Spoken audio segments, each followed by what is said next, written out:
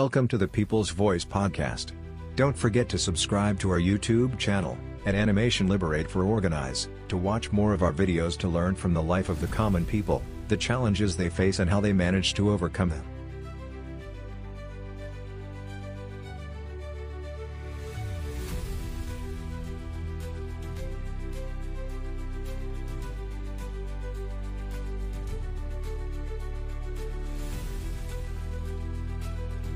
আসসালামু আলাইকুম। আমি রাকিব হোসেন। আলোর ধারাবাহিক অনুষ্ঠান জনগণের কথায় আপনাকে স্বাগত জানাচ্ছি।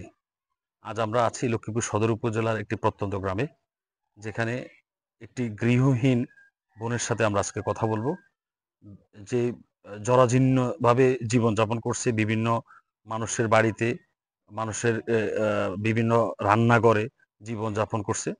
আমাদের আলোর প্রতিনিধির নজরে এসে তাকে ঘর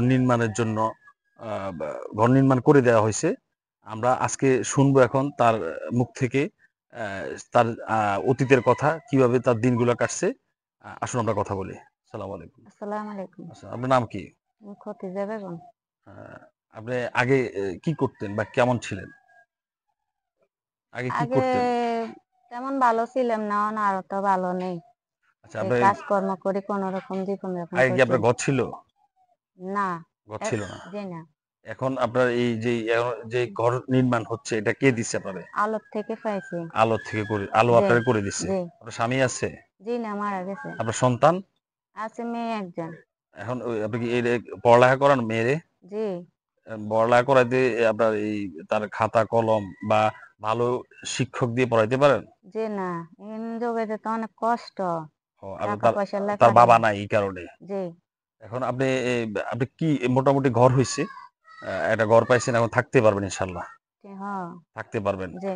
বাকি ঘরটাও নির্মাণ হয়ে যাবে ইনশাল্লাহ। বাকি যে কাজটা এখনো রয়েছে, আপনি এই ছাড়া আপনার সন্তানদের ভালোভাবে চলানোর জন্য আপনার কি হইলে আপনি সামনের দিনগুলো ভালো চলবেন?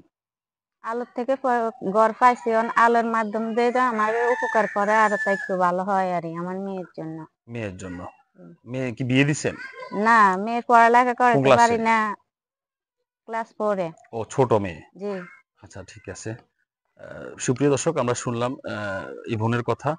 বোন বিভিন্ন জায়গায় বিভিন্ন সময় রাত্রি জীবনযাপন করতো মানুষের বাড়িতে।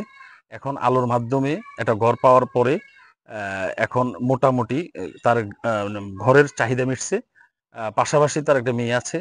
মেয়ে ছোট, পড়ালেখা করাতে অনেক সমস্যা হয়, তার স্বামী নাই। ইনশাল্লাহ যদি কারো সহযোগিতার মাধ্যমে তার এই জিনিসটা তার একটু জীবিকার জন্য যেই প্রয়োজন, সেটা যদি সম্ভব হয়, তার জীবনটা আরো ভালো চলবে। আজকের মতো এখানে বিদায়। অন্য একটি পর্ব নিয়ে আমরা আরেকটি জায়গায় হাজির হব। আল্লাহ হাফেজ।